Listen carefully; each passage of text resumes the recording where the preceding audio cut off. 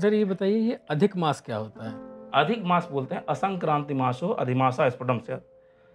जिस चांद्रमास में, जैसे हम सारी गणना सूर्य से करते हैं, अगर सूर्य ना हो तो हम कोई गणना ही नहीं करेंगे। जैसे अगर सूर्योदय में हमने कहा ना कि जैसे कभी कभी होता है ना कि तिथि का क्षय हो गया, तो तिथि का क्षय का मतलब ऐसा नहीं कि वो तिथि हुई ही नहीं, गणित में हो रही है लेकिन उसमें कोई सूर्योदय नहीं हो रहा।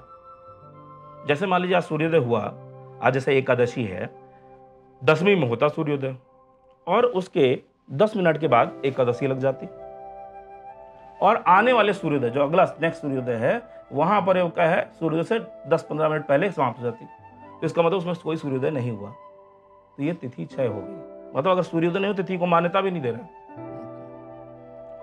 तो इसी प्रकार से जब किसी चांद्रमास में कोई सूर्य की संक्रांति ना हो, संक्रांति का मतलब क्या है, सूर्य के द्वारा एक राशि से दूसरी राशि में चलने को संक्रांति कहते हैं। अब आपका प्रश्न आएगा कि सूर्य तो चलता नहीं, अभी तो बता गए हम कि सूर्य तो स्थिर है, तारा है, तो फिर चलता हुआ कैसे? क्योंकि हमने उसकी जगह पृथ्वी को चलता हुआ मान लिया, पृथ्वी के स्थान पर सूर्य को चलता हुआ मान लिया। हम सारी गणना भू केंद्रित से कर रहे हैं, तो जो गति पृथ्वी की थी वही गति हमने सूर्य को दे दी, वही गति और वही प्लेस जिसमें पृथ्वी चल रही थी वो सूर्य को दे दी। तो सूर्य एक अंश प्रतिदिन चलता है, और ऐसे 30 अंश जब चल लेता है, और चूंकि अंश में राशियां होती हैं, तो जब 30 अंश को चलता है तो एक राशि का भगड़ कर लेता है। जैसे हम कहते हैं ना मकर संक्रांति हो गई जी, तो मकर संक्रांति का मतलब सूर्य मकर राशि में प्रवेश कर गया।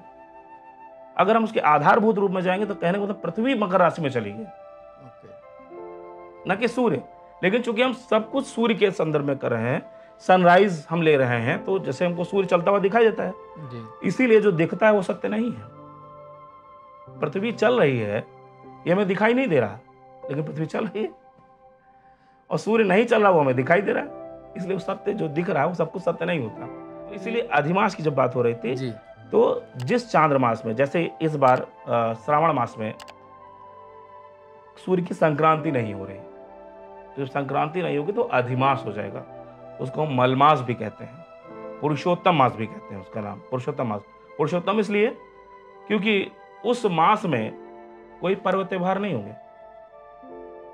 जैसे मान लीजिए शादियों का समय चल रहा हो, उस मास में ये मलमास हो जाए तो शादी ब्याह सब बंद, नहीं होगा शादी ब्याह, इसका मतलब आप फ्री हो गए। पुरुषोत्तम इसलिए कि आप अपने लिए कुछ कार्य कर सकते हैं, कुछ अध्यात्म, कुछ भजन, कुछ कीर्तन, इस तरीके से कुछ कार्य कर सकते हैं। तो इसके लिए कहा कि क्योंकि आपके पास समय है, ना कोई पर्व है, ना कोई होली दीपावली उसकी तैयारी करनी, कुछ करना नहीं, तो आप उसको कर सकते हैं इस तरीके से, तो इसलिए कहा गया है।